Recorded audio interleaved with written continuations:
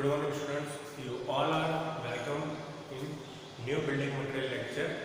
Okay, building material lecture માં you all are welcome. બરાબર. તો બિલ્ડિંગ મટીરીયલના પ્રીવિયસ સેશન્સની અંદર આપણે જોતા હતા clay products. Clay products topic આપણે તમારો ચાલુ કર્યો હતો. ક્લે પ્રોડક્ટ્સની અંદર આપણે અલગ અલગ ટાઈપની બ્રિક્સ વિશે ભણતા હતા. બ્રિક્સ ઉપરના ટેસ્ટ જોયા હતા. ટેસ્ટમાં 4 ટેસ્ટ હતા. ફરીથી રિવાઇઝ કરાવી દઉં છું. કોમ્પ્રેશન ટેસ્ટ, પછી water absorption test, dimension test અને એફ્લોરન્સ ટેસ્ટ. આ ચારે ચાર ટેસ્ટ ઉપરથી આપણને બ્રિક કેવી ચૂઝ કરવી, કઈ રીતે એનું મટીરિયલ ચૂઝ કરવું એ બધી ખબર પડી ગઈ. એના પછી આપણે બ્રિક્સના અમુક કેરેક્ટરિસ્ટિક્સ જોયા હતા, અમુક બ્રિકના ટાઈપ જોયા હતા. એના પછીના સેશનની અંદર એટલે કે જે લાસ્ટ સેશન હતું એની અંદર આપણે ક્લે પ્રોડક્ટના કોન્સ્ટિટ્યુન્ટ ભણવાના ચાલુ કર્યા હતા. એટલે કે એના બંધારણીય ઘટકો એટલે કે બ્રિક જે છે એ કેવી ક્લેમાંથી બને છે, ક્લેમાં એવા કયા ગુણધર્મો હોય છે અથવા તો એવા કેવા કેરેક્ટરિસ્ટિક્સ હોય છે કે જેના લીધે આપણે એ ક્લેને બ્રિક બનાવવા માટે યુઝમાં લઈ શકીએ છીએ. તો એના માટે મેં તમને ક્લેથી શરૂઆત કરી હતી કે ક્લે આપણે કયા રોકની પસંદ કરીએ છીએ અથવા તો બ્રિકનું જે પેરેન્ટ ક્લે છે, પેરેન્ટ રોક જે છે એ કયું છે, બ્રિકની જે ક્લે છે, બ્રિકમાં આપણે જે ક્લે યુઝ કરીએ છીએ એ કયા રોકમાંથી બને છે. તો સૌથી પહેલાં મેં તમને કીધું હતું કે આઇજીનિયસ રોકમાંથી બને છે એટલે કે અગ્નિકૃત ખડકોમાંથી ક્લે બને છે. અગ્નિકૃત ખડકોની જે ક્લે હોય છે એને જ આપણે બ્રિક બનાવવા માટે યુઝ કરીએ છીએ. એનું રીઝન શું હતું કે એની અંદર ઓર્થોક્લેઝ, કેઓલાઇટ ને એવા તત્વો હતા કે જેનું વિઘટન થવાથી આપણને કેઓલાઇટ મળતું હતું અને એ જે કેઓલાઇટ હતું એનું હાઇડ્રેશન થવાથી આપણે કેઓલિન એટલે કે ક્લે બનતી હતી જેનું કેમિકલ ફોર્મેશન હતું Al2O3 × 2H2O. ખાસ યાદ રાખજો, ઓર્થોક્લેઝ, કેઓલોનાઇટ ને બધા તત્વોનું વિઘટન થઈને અગ્નિકૃત ખડકોમાંથી કેઓલાઇટ બનતું હતું. હવે કેઓલાઇટ જે છે એનું ફરીથી હાઇડ્રેશન થવાથી કેઓલાઇન બનતું હતું. કેઓલાઇનનું કેમિકલ ફોર્મેશન Al2O3 × 2H2O છે. બરાબર. તો આ પ્રમાણે આપણે ક્લે ફોર્મેશન થતું હતું. તો આવી રીતે જે આઇજીનિયસ રોક્સ હોય એટલે કે અગ્નિકૃત ખડકો હોય તો અગ્નિકૃત ખડકોમાંથી જે આપણને ક્લે મળે છે એનો યુઝ જ આપણે બ્રિક કરી શકીએ છીએ. કેમ કે બ્રિક બનાવવા માટે જરૂરી છે એક તો સિલિકા, એલ્યુમિના, લાઇમ, આયર્ન ઓક્સાઇડ અને મેગ્નેશિયમ. તો આટલા જે 5 તત્વો જે છે મેઇનલી એ તમને ખાલી અગ્નિકૃત ખડકો એટલે કે આઇજીનિયસ રોકમાંથી મળી આવતા હોય છે. એટલે આપણે બ્રિક બનાવવા માટે આઇજીનિયસ રોકનો યુઝ કરીએ છીએ અથવા એવું કહી શકાય કે parent rock of brick clay is igneous rocks. બરાબર. એટલે બ્રિકનું જે બ્રિક ક્લેનું જે પ્રોડક્શન થાય છે અથવા તો ઉત્પાદન થાય છે અથવા તો મળી આવે છે આપણને કુદરતી રીતે એ આઇજીનિયસ રોક્સમાંથી મળી આવે છે. એટલું આપણને ક્લિયર થયું હતું. એના પછી આપણે એના કોન્સ્ટિટ્યુઅન્ટ્સ ભણવાના ચાલુ કર્યા હતા. સિલિકા જોયું હતું આપણે, એલ્યુમિના જોયું હતું, એના પછી લાઇમ પણ જોયું હતું એટલે કે ચૂનો પણ જોયું હતું કે ચૂનાની અંદર એવા કયા તત્વો હોય કે જે કઈ રીતે કામ કરી શકે. બરાબર. એના જે મેઇન તત્વો છે હું અહીંયા લખી દઉં છું. પહેલા તો સિલિકા, એલ્યુમિના, લાઇમ, આયર્ન ઓક્સાઇડ અને જે લાસ્ટ વન હતું એ હતું તમારું મેગ્નેશિયમ. બરાબર. આ જે 5 તત્વો જે છે આ 5 તત્વો જો ફરીથી પહેલું સિલિકા, બીજું એલ્યુમિના, ત્રીજું લાઇમ, ચોથું આયર્ન ઓક્સાઇડ અને પાંચમું મેગ્નેશિયમ. આ જે 5 તત્વો જે છે એને કોઈ પણ બ્રિકના મેઇન કોન્સ્ટિટ્યુઅન્ટ તરીકે ઓળખવામાં આવે છે. કેવા કોન્સ્ટિટ્યુઅન્ટ? મેઇન કોન્સ્ટિટ્યુઅન્ટ્સ એટલે કે જે મેઇન પ્રોડક્ટમાં જે મેઇન વસ્તુ હોય જે આમ કહેવા જઈએ તો જેમ કે કોઈ પણ આપણે પ્લાસ્ટિકની વસ્તુ બનાવવી હોય તો એમાં એના પોલિમર હોવા જોઈએ. એવી રીતે જો બ્રિક બનાવવી હોય તો એમાં કોઈ પણ ક્લેમાં આ 5 તત્વો ખાસ જરૂરી હોવા જોઈએ. આ 5 તત્વોની મદદથી ઈંટને પોતાનો આકાર, પોતાની મોલ્ડિંગ કેપેસિટી, પોતાની પ્લાસ્ટિસિટી વગેરે વસ્તુઓ મળતી હોય છે. એટલે કે ઈંટના જેટલા પણ ગુણધર્મો રહેલા છે ઈંટની અંદર એ બધા કોને આભારી છે? તો કે આ 5 તત્વોના અલગ અલગ કોમ્બિનેશનને આભારી છે. બરાબર? તો એમાંથી આપણે સિલિકા, એલ્યુમિના અને લાઇમ જોઈ લીધું હતું. આજે આપણે જોવાનું હતું આયરન ઓક્સાઇડ.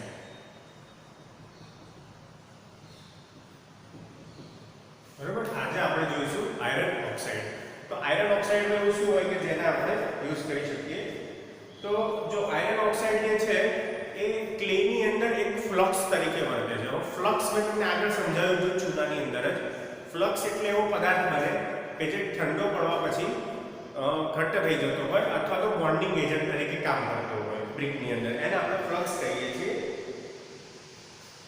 અને એ શું કરે છે? એનું મેઇન કામ શું છે? તો કે સિલિકા અને એલ્યુમિના જેટલા તત્વો છે એનું સોફ્ટનિંગ પોઈન્ટ ટેમ્પરેચર, એટલે કે સોફ્ટ થવાની શરૂઆત કરવાનું જે ટેમ્પરેચર છે એ નીચું લાવવાનું ટ્રાય કરે છે. બીજી વસ્તુ, આયરન ઓક્સાઇડ જે છે એ ઈંટોનો લાલ કલર માટે પણ જવાબદાર છે.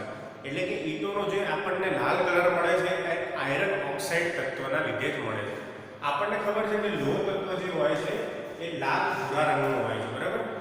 આયરન જે હોય છે લાલ ભૂરા રંગનું હોય છે.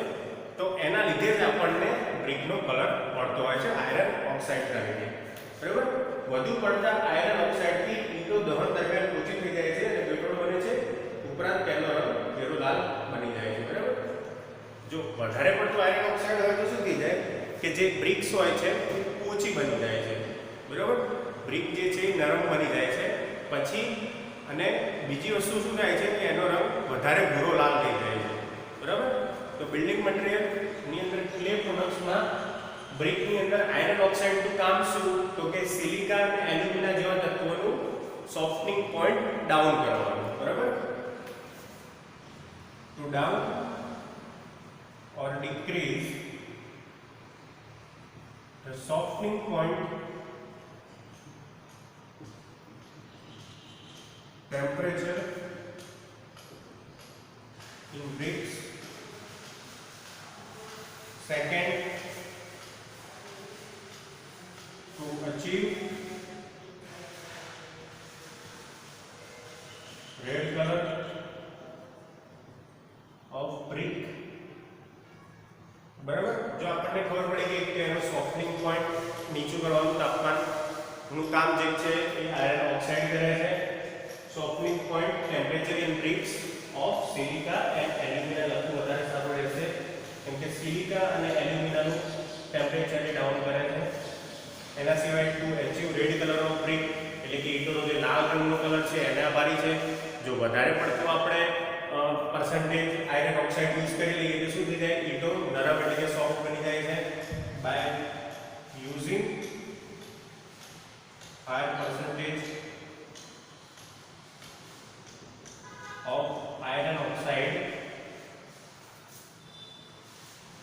soft brick. એક તો ઈંટો જે છે એ સોફ્ટ એટલે કે નરમ બની જાય છે and dark reddish.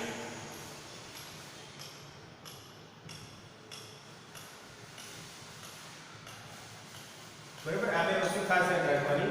By using higher percentage of iron oxide, એટલે કે આયરન ઓક્સાઇડના નો જો વધારે પડતો યુઝ થઈ જાય બ્રિકની અંદર તો બ્રિક સોફ્ટ એટલે કે નરમ બની જાય છે, ઓછી બની જાય છે અને ડાર્ક રેડિશ કલરની બની જાય છે. તો આ આપણા માટે સારું ન કહેવાય એટલે આપણે હાયર પરસેન્ટેજના આયરન ઓક્સાઇડનો યુઝ કરતા નથી. ઓકે? તો આયરન ઓક્સાઇડની અંદર આટલા પોઈન્ટ ખાસ યાદ રાખવાના કે આયરન ઓક્સાઇડ એ ફ્લક્સ તરીકે વર્તે છે અને સિલિકા અને એલ્યુમિનાનું સોફ્ટનિંગ પોઈન્ટ નીચું લાવવાનું કાર્ય કરે છે. સેકન્ડ વસ્તુ એની તો કે ઈંટોનો જે લાલ ભૂરો રંગ જે છે, ભૂરો લાલ અથવા લાલાશ પડતો ભૂરો રંગ જે છે એ આયરન ઓક્સાઇડને આભારી છે. જો વધારે પ્રમાણમાં આપણે આયરન ઓક્સાઇડનો યુઝ કરીશું તો શું થશે કે એક તો એ બ્રિક નરમ અથવા તો ઊંચી બની જશે અને સેકન્ડ થિંગ એ ડાર્ક રેડિશ કલરની એટલે કે ઘેરા ભૂરા લાલ રંગની બની જશે, એટલે કે એનો રંગ વધારે લાલ બની જશે. બરાબર? અને માટીમાં જો આયરન ઓક્સાઇડનું પ્રમાણ ઓછું હોય તો શું થાય? તો તેનું દહન મુશ્કેલ બને છે અને ઈંટોનો રંગ પીળો બને છે. જો આ હાઈ પર્સન્ટેજ અને જો ઓછું પર્સન્ટેજ હોય તો એનું દહન મુશ્કેલ બને છે, બરાબર.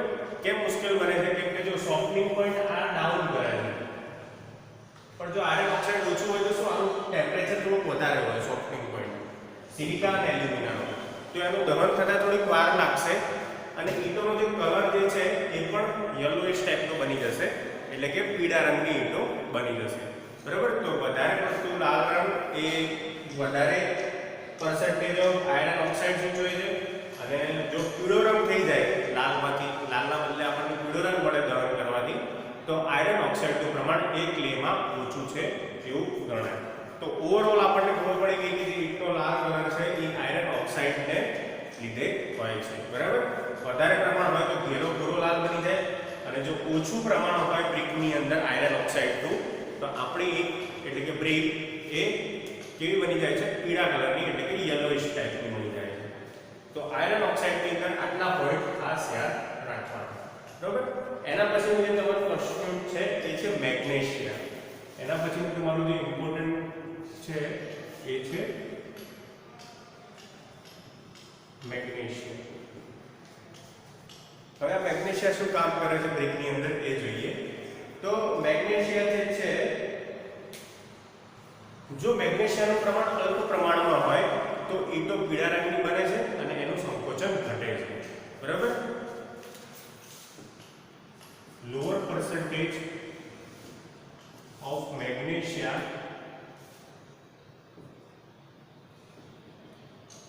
yellowish brick,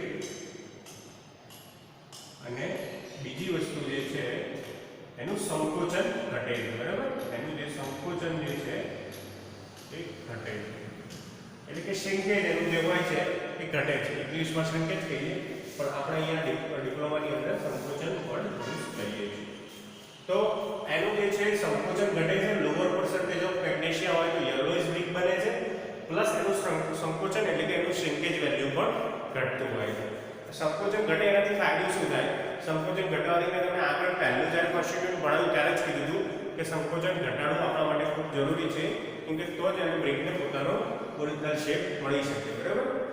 બીજી એક વસ્તુ છે કે મેગ્નેશિયમનું પ્રમાણ જો 1% કરતાં વધારે હોય તો ઈંટોનું ખવાણ થાય છે. જો મેગ્નેશિયાનું પ્રમાણ, if magnesia is higher than 1%, તો થાય શું? ઈંટોનું ખવાણ થાય છે, બરાબર. જો મેગ્નેશિયમનું પ્રમાણ 1% કરતાં વધારે હોય, higher than 1%, તો એ ઈંટોનું ખવાણ થાય છે, એટલે કે ઈંટો ખવાઈ જાય છે. ખવાઈ જાય એટલે શું? કે એના ઉપર કાળા પડી જાય, અથવા તો એ બ્રિક તૂટી જાય, અથવા તો એ બ્રિક બહુ નરમ બની જાય, એટલે કે એની સ્ટ્રેન્થ ના મળે. તો આવું બધું કારણ શેના લીધે થાય છે? જો મેગ્નેશિયમનું પ્રમાણ 1% કરતાં ઓછું હોય તો. અને જો લોઅર પર્સન્ટેજ ઓફ મેગ્નેશિયા હોય તો યલોઇશ બ્રિક બની જાય અને સંકોચન ઘટે છે. એટલે એનું પ્રમાણ 0 થી 1% વચ્ચે રહેવું જોઈએ, એનાથી વધારે વધવું ના જોઈએ અને એનાથી ઓછું થવું ના જોઈએ. ઓકે. તો આ બધા ક્વેશ્ચન તમે જોયું હશે કે કોઈ એક મતલબ સ્પેસિફિક પર્સન્ટેજની અંદર જ રહે. જેમ કે સિલિકા હોય તો એના પર્સન્ટેજ ફિક્સ હોય, એલ્યુમિના હોય તો એના પર પર્સન્ટેજ જે છે એ ફિક્સ હોય. તો આ ફિક્સ રાખવામાં શું થાય કે ઘણી વખત જો વધારે થઈ જાય તો પણ પ્રોબ્લેમ ક્રિએટ થતી હોય છે, અને ઘણી વખત ઓછું થઈ જાય તો પણ આપણી પ્રોડક્ટ એટલે કે બ્રિકની અંદર પ્રોબ્લેમ થતી હોય છે. તો આ 5 પર્સન્ટેજ વાઇઝ ખાસ યાદ રાખવાના, કેમ કે આ બધા મેઇન કોન્સ્ટિટ્યુઅન્ટ્સ છે બ્રિકના, બરાબર. તો ફરીથી વખત સમજાવી દઉં કે parent rock of brick clay is igneous rock, એટલે કે બ્રિક જે ક્લેમાંથી બને છે એનું પેરેન્ટ રોક આઇજિનિયસ રોક છે, એટલે કે અગ્નિકૃત ખડકોમાંથી બને છે.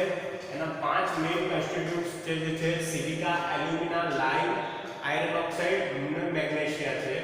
સિલિકા જે છે એનું પ્રમાણ આપણે 50 થી 60%, એટલે કે મેક્સિમમ પ્રમાણ આનું હોય છે સિલિકાનું 50 થી 60% જેટલું હોય છે. એના પછી એલ્યુમિના 20 થી 30% જેટલું હોય છે. લાઇમ જે છે 5 થી 6%, આયર્ન ઓક્સાઇડ છે એ પણ 5 થી 6% હોય છે. અને જે મેગ્નેશિયા જે છે એ અબાઉટ 1% હોય છે, અબાઉટ 1%. તો આ બધી વેલ્યુ ખાસ યાદ રાખવાની. સૌથી વધારે પ્રમાણ સિલિકા અને એલ્યુમિનાનું હોય છે. એમાંય સિલિકાનું પ્રમાણ તો અડધા ઉપર, એટલે કે 50 to 60%. એલ્યુમિનિયમનું પ્રમાણ 20 to 30%, લાઇમનું proportion છે 5 to 6%, આયર્ન ઓક્સાઇડ છે 5 to 6% અને મેગ્નેશિયા છે અબાઉટ 1%, એટલે કે 1% કરતા લોઅર હોય છે. સિલિકા, એલ્યુમિના અને લાઇમ આપણે જોયા હતા કે કઈ રીતે યુઝફુલ થાય. એના પછી આપણે આયર્ન ઓક્સાઇડ જોયું હતું આજે. તો iron oxide to decrease or down the softening point temperature in bricks of silica and alumina, એટલે કે સિલિકા અને એલ્યુમિનાનું સોફ્ટનિંગ પોઈન્ટ ટેમ્પરેચર ડાઉન કરવાનું કામ કરે છે iron oxide. Second thing, to achieve red colour of બ્રિકનો જે લાલ ભૂરો રંગ જે છે એ આયર્ન ઓક્સાઇડને આભારી છે. By using higher percentage of IO એટલે કે આયર્ન ઓક્સાઇડ તો સોફ્ટ બ્રિક બનશે એન્ડ ડાર્ક રેડિશ કલરની બનશે, એટલે કે ઘેરા લાલ રંગની બ્રિક બનશે. પણ જનરલી આપણે એને ચૂઝ કરતા નથી એટલે આપણે આયર્ન ઓક્સાઇડનું પ્રમાણ 5 થી 6% વચ્ચે એ રીતે રાખીએ છીએ. બરાબર. જો ઓછું પ્રમાણ હોય તો શું થાય છે કે એક તો એના દહનમાં મુશ્કેલી થાય છે. હવે દહનમાં મુશ્કેલી કેમ થાય? કેમ કે મેં તમને કીધું કે જો ઓછું પ્રમાણ હશે તો આનું સોફ્ટનિંગ પોઈન્ટ ડાઉન કરવાનું કામ આયર્ન ઓક્સાઇડ નહીં કરી શકે. એના લીધે શું થશે કે ટેમ્પરેચર છે આપણે થોડુંક વધારે આપવું પડશે અથવા તો વધારે સમયગાળા સુધી આપવું પડશે. તો એવી કન્ડિશનની અંદર શું થશે, એક તો ઓછા પર્સન્ટેજથી શું થશે એનું દહન મુશ્કેલ બનશે અને જે બ્રિક જે છે એ યલોઇશ ટાઈપની બની જશે. એટલે કે એનો જે ઈંટનો જે પાકો લાલ કલર છે એ નહીં મળે પણ પીળો કલર મળશે. બરાબર. તો આટલા પોઈન્ટ આયર્ન ઓક્સાઇડની અંદર યાદ રાખવાના. અને મેગ્નેશિયાની અંદર જો લોઅર પર્સન્ટેજ અને હાયર પર્સન્ટેજ બે જ પોઈન્ટ છે. તો મેગ્નેશિયાની અંદર લોઅર પર્સન્ટેજ ઓફ મેગ્નેશિયા હોય એટલે કે એનું પ્રમાણ જો 1% કરતાં પણ ઓછું હોય એટલે કે સાવ ઓછું હોય તો એને યલોઇશ બ્રિકમાં કન્વર્ટ કરે છે અને એનું સંકોચન ઘટાડે છે. અને જો મેગ્નેશિયાનું પ્રમાણ 1% કરતાં વધારે હોય, જનરલી આપણે આ વધારે ચૂઝ કરીએ છીએ. બરોબર. આની અંદર મેગ્નેશિયાનું પ્રમાણ લોઅર રાખવાનું ટ્રાય કરીએ છીએ. If magnesia is higher than 1%, એટલે કે મેગ્નેશિયાનું પ્રમાણ 1% કરતાં જો વધારે હોય તો ઈંટોનું ખમણ થાય છે, એટલે કે ઈંટોના ફોર્મેશનમાં પ્રોબ્લેમ આવતી હોય છે. બરાબર. અથવા નરમ અને પોચી બને છે જે કન્સ્ટ્રક્શન વર્ક માટે ઉપયોગી થતી નથી. તો આ બધા તમારા કોન્સ્ટિટ્યુન્ટ હતા, મેઇન કોન્સ્ટિટ્યુન્ટ હતા. હવે ઘણી વખત એમાં હાનિકારક પદાર્થો પણ આવતા હોય છે. બરાબર. હાર્મફુલ એલિમેન્ટ જેને કહેવાય બ્રિકની અંદરના harmful elements in brick. બરાબર. આ તમારા કોન્સ્ટિટ્યુન્ટમાં જ આવે છે, સાયન્ટિફિક થિયરી છે. પણ આપણે યાદ રાખવાની જ્યારે કોન્સ્ટિટ્યુન્ટ પૂછાય ત્યારે આપણે લખી દેવાના હાર્મફુલ એલિમેન્ટ્સ જે છે કે જે ના હોવા જોઈએ, which is not desirable in brick, એટલે કે આપણે એને બ્રિકમાં ઈચ્છતા નથી કે આવા એલિમેન્ટ આવે. એ બધા એલિમેન્ટ કયા છે લખી દઈએ સૌથી પહેલા તો. એક તો લાઇમ નોડ્યુલ્સ છે, પેબલ્સ છે, લાઇમ નોડ્યુલ્સ,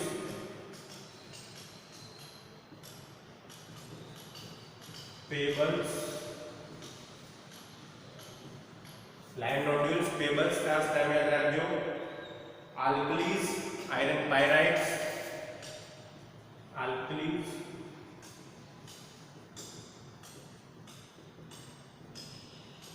આયરન પાયરાઇટ્સ અને એના પછી જે છે લાસ્ટ વન એ છે vegetation and organic matter.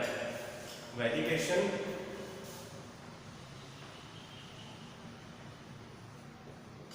And organic matter. બરાબર. તો આટલા તત્વો જે છે એને આપણે ઈચ્છતા નથી કે બ્રિકની અંદર જોવા મળે. તો પહેલું છે લાઇમ નોડ્યુલ્સ એટલે કે ચૂનાના ગઠ્ઠા. તો મેં તમને આગળ કીધું હતું કે ચૂનાના ગઠ્ઠા, જ્યારે લાઇમ સમજાયું સીઈઓ ત્યારે જ કીધું હતું કે જો ચૂનાના ગઠ્ઠા બ્રિકની અંદર વધારે પ્રમાણમાં હોય તો શું થાય, એની અંદર ફ્લક્સ વધારે બનશે અને ફ્લક્સ વધારે બનવાથી એ ઈંટો વધારે પોચી અથવા નરમ બની જશે. બરાબર. અને ઈંટો એનું શું થાય કે લાઇમ નોડ્યુલ્સનું સ્લેકિંગ થવાથી ટેમ્પરેચરના લીધે એ એક તરલ પદાર્થ જેવું બની જાય ચૂનો જે છે, અને એનાથી શું થાય બ્રિક તમારી તૂટવા માંડે છે સ્લેકિંગ થવાથી. એટલે આપણે લાઇમ નોડ્યુલ્સ જે હોય છે એટલે કે ચૂનાના ગઠ્ઠા એને આપણે હાર્મફુલ એલિમેન્ટ ઓફ બ્રિક કહીએ છીએ. એના પછી છે પેબલ્સ એટલે કે પથ્થરના ટુકડા. હવે પેબલ્સ પથ્થરના ટુકડાથી શું થાય, જો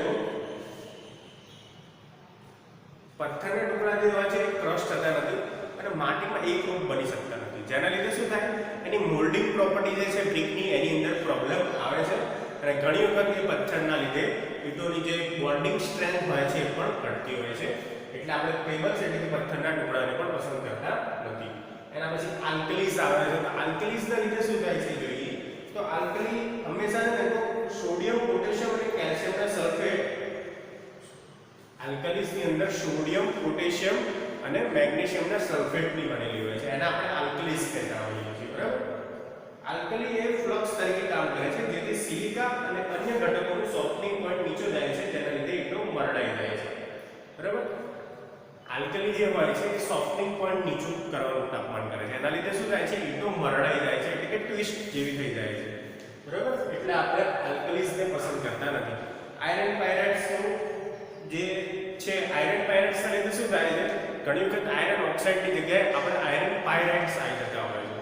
તો આયરન પાયરાઇટ્સના લીધે ઈંટોનું વિઘટન થાય છે, એટલે કે ઈંટો તૂટવા માંડતી હોય છે, એટલે પણ આપણે આયરન પાયરાઇટ્સને પસંદ કરતા નથી, એટલે કે હાર્મફુલ એલિમેન્ટના લિસ્ટમાં નાખીએ છીએ.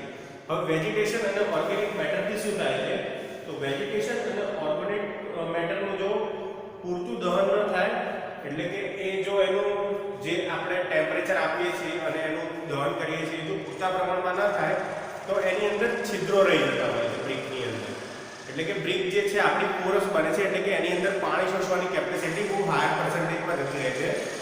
અને આપણને ખબર છે કે જેટલું higher percentage of water absorption capacity એટલી લો ક્લાસની બ્રિક બને છે, એટલે કે એટલી એની સ્ટ્રેન્થ ઘટતી હોય છે. એટલે આપણે વેજીટેશન અને ઓર્ગેનિક મેટરને પણ હાર્મફુલ એલિમેન્ટના લિસ્ટમાં નાખીએ છીએ. બરાબર. તો આ હતા તમારા હાર્મફુલ એલિમેન્ટ્સ કે જેને આપણે બ્રિકની અંદર પસંદ કરતા નથી જનરલી. પહેલું લાઇમ મોડ્યુલ્સ એટલે કે ચૂનાના જથ્થાઓ, એના પછી સેકન્ડ વન પેબલ્સ એટલે કે પથ્થરના ટુકડાઓ, alkalis, iron pyrites, vegetation and organic matter. બરાબર. તો તમને જ્યારે કોન્સ્ટિટ્યુયન્ટની થિયરી પૂછાય કે બ્રિકના મેઇન કોન્સ્ટિટ્યુયન્ટ ક્યાં, તો તમારે આ રીતે આખું તમારે સમજાવવાનું. બરાબર. સૌથી પહેલા પેરેન્ટ રોક વિશે લખવાનું કે શેમાંથી બને છે, એના મેઇન તત્વો, એના વિથ પર્સન્ટેજ, એના પછી એના જે સિલિકા, એલ્યુમિના અને લાઇમ ને આગળ સમજાવ્યું હતું એટલે ત્યાં લખ્યું નથી, એ તમે પ્રીવિયસ લેક્ચરમાં જોઈ શકશો. અને આજે આયરન ઓક્સાઇડ અને મેગ્નેશિયમ સમજાવ્યું, કેવી રીતે આગળના 3 તત્વો પણ સમજાવવાના થિયરીમાં તમારે. અને હાર્મફુલ એલિમેન્ટ્સ ઓફ બ્રિક એના વિશે એક લાઇન જે છે lime modules, pebbles, vegetation, organic matter, alkalis અને આયરન પાયરાઇટ્સ માટે આટલી વસ્તુ લખવાની. તો આ થિયરી ઘણી વખત તમને જીપીયુમાં પણ પૂછાઈ ચૂકી છે, કેમ કે આ ઇમ્પોર્ટન્ટ થિયરી છે કે બ્રિક કયા વસ્તુઓમાંથી બને છે. તો this is most IMP question for your GPU examination.